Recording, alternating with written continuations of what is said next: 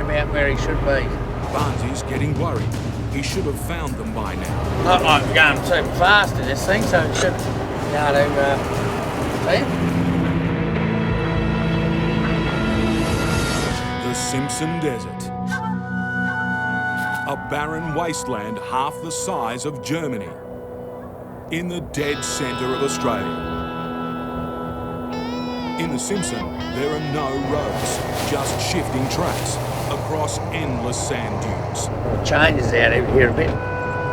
With limited supplies of food and water, it's easy to get into serious trouble. Can't come out here real prepared, otherwise you might get stuck in the desert, you know? In 2012, a man perished, a mere 12 hours after breaking down.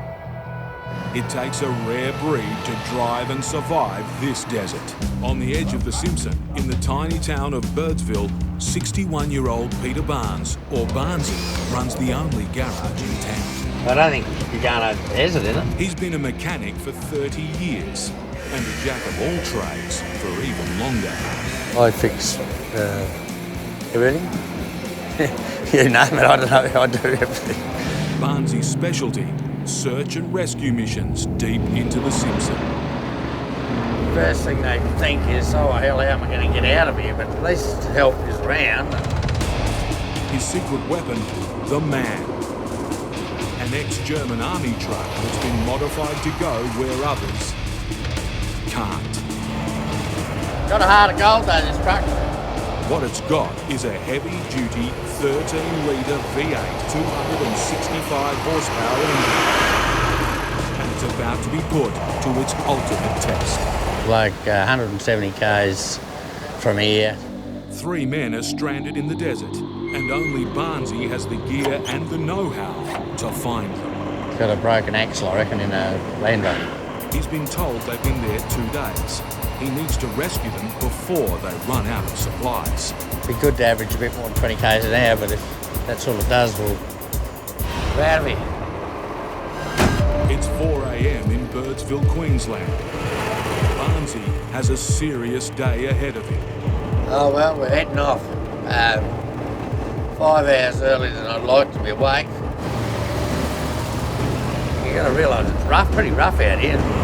His biggest weakness are his tyres, especially after he's let them down. These tyres worry me.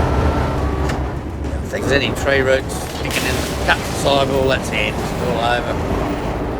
If Barnesy gets more than 2 flat tyres, he's finished. Only got 1 spare on the thing. Sometimes you wish you had 10. But each tyre is worth $1,600, a crippling running cost.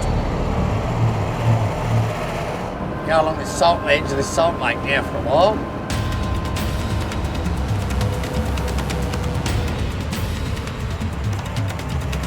Right back into these sand hills.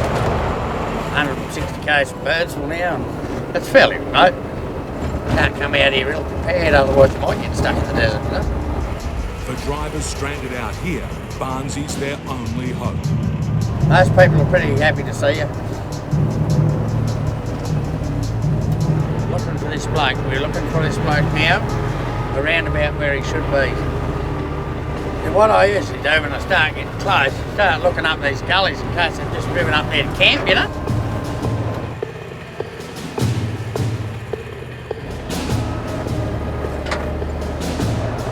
Barnesy's getting worried. He should have found them by now. Not like we're going too fast in this thing, so it should be able to see him.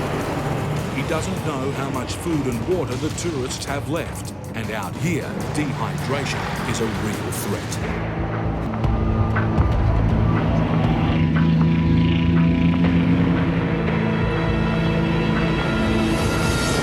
Suddenly, he spots a lone figure. I was waiting down there on top of the hill, so I suppose that's where the car is.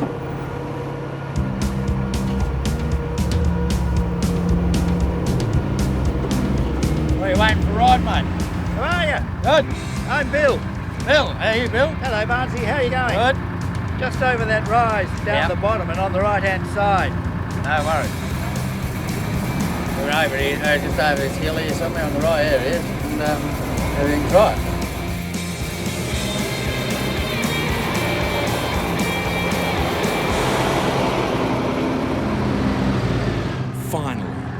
cavalry's arrived. Morning. Good day to you guys, sir. Yeah, how you getting on out here? Yeah, we're doing all right. We parked up and made the call and waited it out. So this is day 3. John, Lindsay. John, Thanks for coming. no worries. We were quite relieved to see that big truck come over the hill, that's for sure. The crippled vehicle can drive, but its four-wheel drive capability's gone. We got movement, but not for this kind of country. It's like coming out here in your push bike.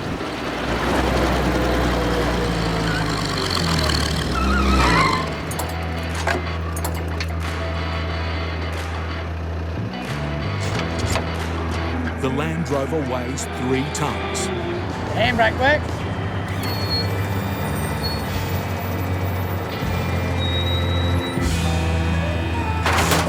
To make it back, Barnesy will have to adjust his air pressure. This time, he pumps his tyres up to handle the extra weight. Put about 50 in these now. But now he runs a much bigger risk of getting bogged.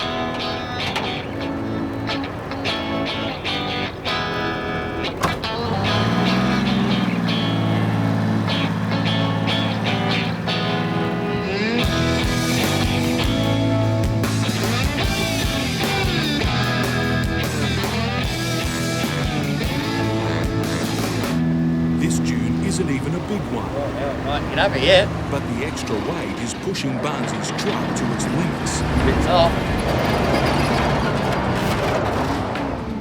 13 litres of V8 power might not be enough for this heavy hitchhiker. Give one more go.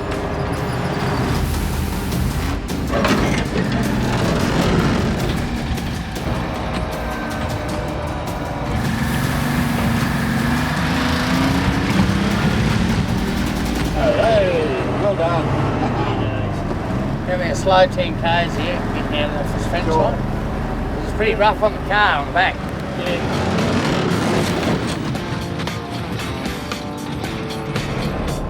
Spare tyre fell off.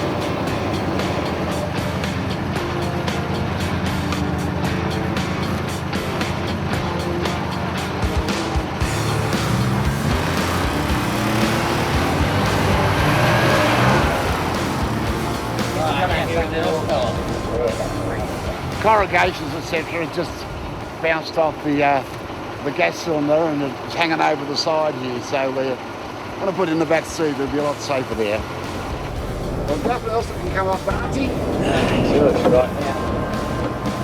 That's how Land Rover falls off. I can keep driving if it does.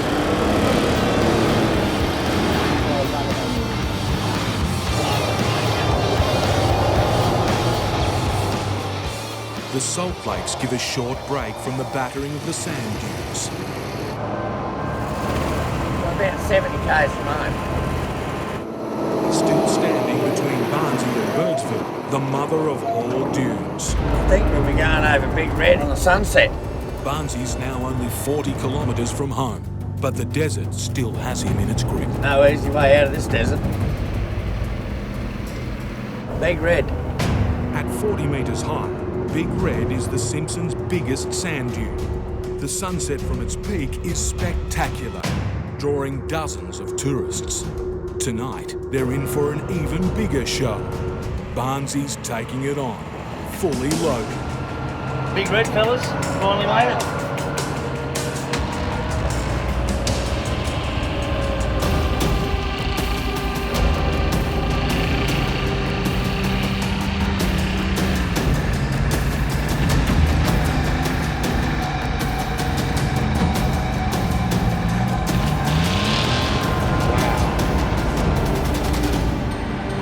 Clamber out of there. Mate, that look easy. Mission accomplished. After a 17-hour slog, Barnesy, his truck, and 3 relieved travellers have made it out of the Simpson alive.